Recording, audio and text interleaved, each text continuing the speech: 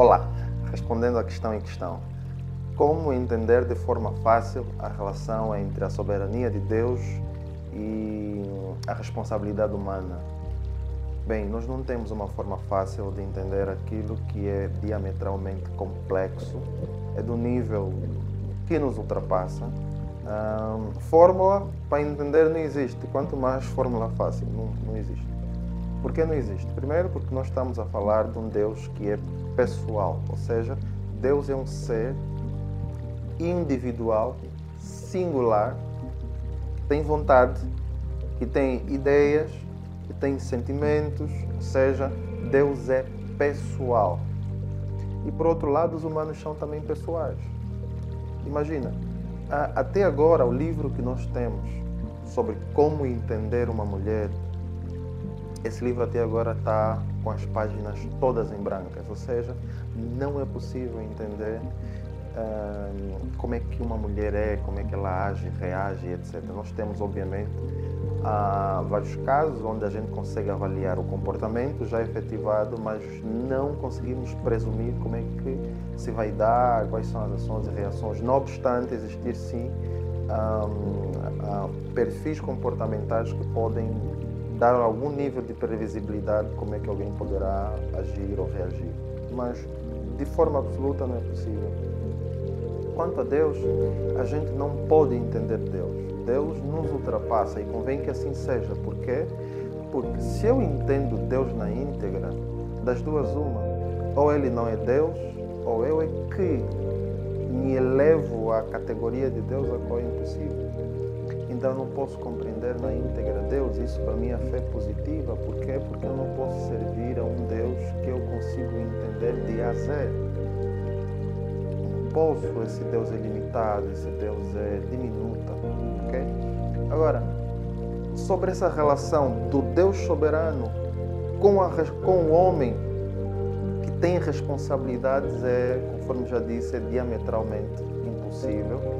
Tudo que nós podemos ter é observar os efeitos dos feitos dessa relação entre soberania de Deus e responsabilidade humana.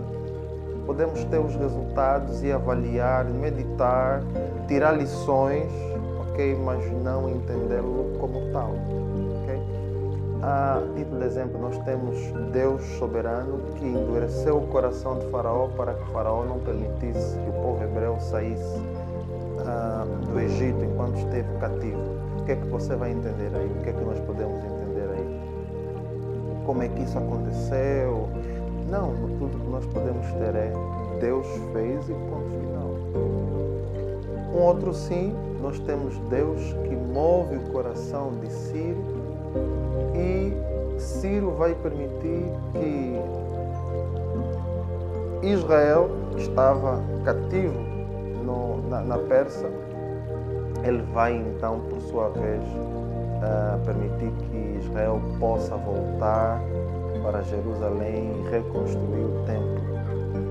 O que é que eu e você podemos entender, uma vez que Ciro é pagão, ou era pagão, não temia Deus, mas, no entanto, pela vontade de Deus, Deus moveu o seu coração e ele assim o fez. Então, nós não conseguimos ir até onde Deus, de forma soberana, pode intervir na disposição humana. A gente não pode prever, a gente não consegue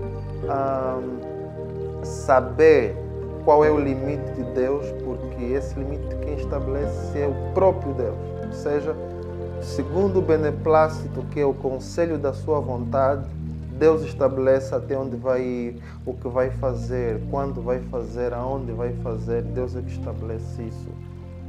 De forma inédita, de forma espontânea, porque Deus é pessoal, Deus tem vontade, Deus tem raciocínio, Deus tem um conselho da sua vontade, razão pela qual se diz: façamos o homem segundo a nossa imagem, conforme a nossa semelhança. Portanto, é uma conversação divina entre o Pai, o Filho e o Espírito Santo que não nos convém penetrar naquilo que nos ultrapassa.